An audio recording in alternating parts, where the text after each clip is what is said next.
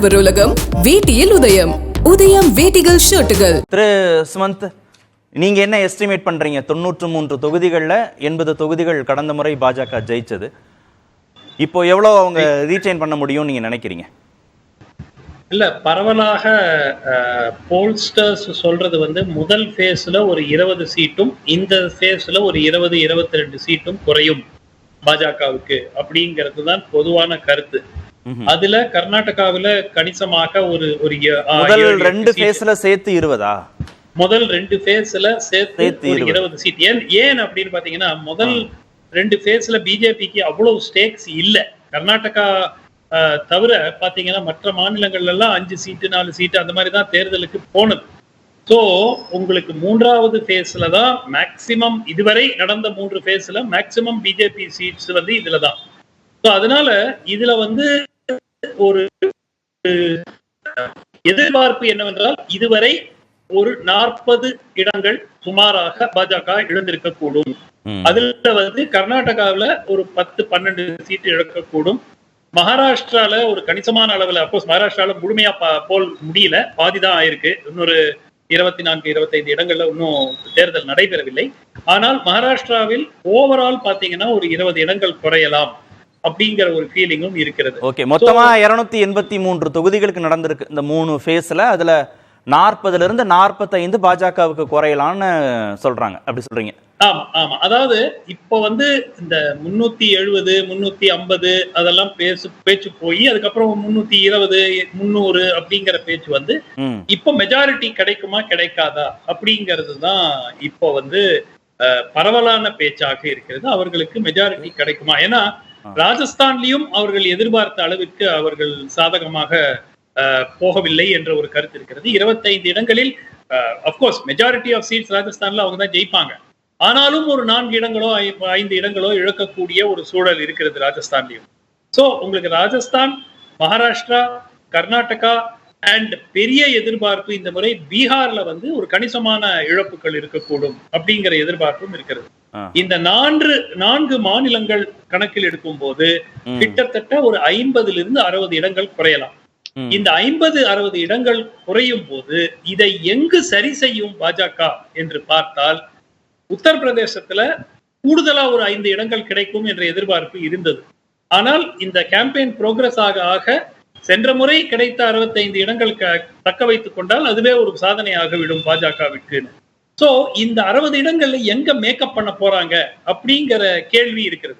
உங்களுக்கு 303ல 60 இடங்கள் இழப்பு என்று எடுத்துக்கொண்டால் அது வந்து உங்களுக்கு 240 வருது. மெஜாரிட்டிக்கு இன்னும் 30.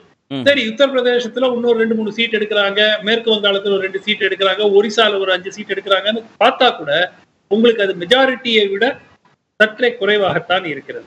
சோ அதனாலதான் வந்து இப்போ பேச்சு வந்து இப்போ நீங்க பிரதமரே பார்த்திருப்பீங்க, அந்த அப்கி பார் 400 பார்ங்கிற பேச்சு கம்ப்ளீட்டா போயிடுச்சு. சோ இப்பொழுது அதுவும் அதை பத்தியும் பேச்சு இல்ல, மோடிக்கு கேரண்டியை பத்தியும் பேச்சு இல்ல. தொடர்ந்து உங்க சொத்தெல்லாம் எடுத்துட்டு முஸ்லிம்ஸுக்கு கொடுத்துருவாங்க அப்படிங்கிற கிட்டத்தட்ட ஒரு சிங்கிள் பாயிண்ட் அஜெண்டால தான் ஓடிட்டு இருக்கு. அது போலரைஸ் பண்ணி பாஜகவுக்கு அது இந்த முறை எனக்கு கிடைத்த ஃபீட்பேக்ல இருந்து இந்த முறை அது வந்து ஹெவியா ஒர்க் ஆகல. எவ்வளவோ அவர் முயற்சி செய்து இப்போ 1 அந்த இன்ஹெரிட்டன்ஸ் டாக்ஸ் என்ன சொன்னாரு, நீங்க உயிரோடு இருக்கும் போது உங்க சொத்தை எடுத்துருவாங்க, அது மட்டும் இல்ல நீங்க இறந்த பிறகு உங்க குழந்தைகளுக்கு கூட உங்க சொத்தை போக விடாம எடுத்து எல்லாத்தையும் முஸ்லிம்ஸுக்கு கொடுத்துருவாங்க அப்படிங்கிற ரீதியான அந்த பிரச்சாரம் மேற்கொள்ளப்பட்டது. அந்த பிரச்சாரத்திற்கு அந்த அளவிற்கு வரவேற்பு கிடைத்தது போல் தெரியவில்லை. ஏனென்றால் நிச்சயமாக மக்கள் வந்து இந்த போலரைசேஷன் வந்து டயர் ஆயிட்டாங்க, வேற ஒண்ணும் இல்லை. அவர்கள் சரி ராமர் கோயில் வந்தாச்சு, வட மாநிலங்களில் மகிழ்ச்சியாக இருக்கிறார்கள், அது அந்த ஒரு ஆஸ்பெக்ட்ல ரைட். இப்ப அவர்கள் என்ன கேட்கிறாங்கன்னா, வேலை வாய்ப்புக்கு என்ன பண்றது, விலைவாசியை எப்போ குறைக்க போறீங்க? சோ இந்த பிரெட் அண்ட் பட்டர் இஷ்யூஸ் வந்த உடனேயே பாஜகவுக்கு அது ஒரு டிஃபென்சிவ். ஏன்னா அவங்களுடைய 3வது கட்ட தேர்தலுடைய வாக்குப்பதிவை எதிர்கட்சிகள் முன்வச்ச பிரச்சனைகள் தீர்மானிச்சிருக்குன்றீங்க. அந்த களத்தை பிரச்சனைகள் தீர்மானிச்சிருக்கப்போ இல்ல, இந்த தேர்தலையே வந்து பாஜக என்ன எதிர்பார்த்தார்கள்?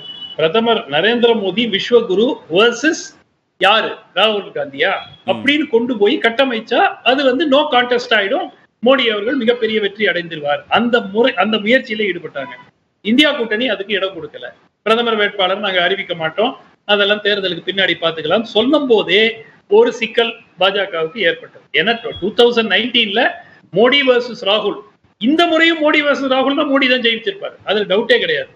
ஆனால் இந்த முறை யார் என்பதை இந்தியா கூட்டணி அறிவிக்கவில்லை. அதுதான் ஒரு ரொம்ப ரொம்ப கிளவர் மூவ்.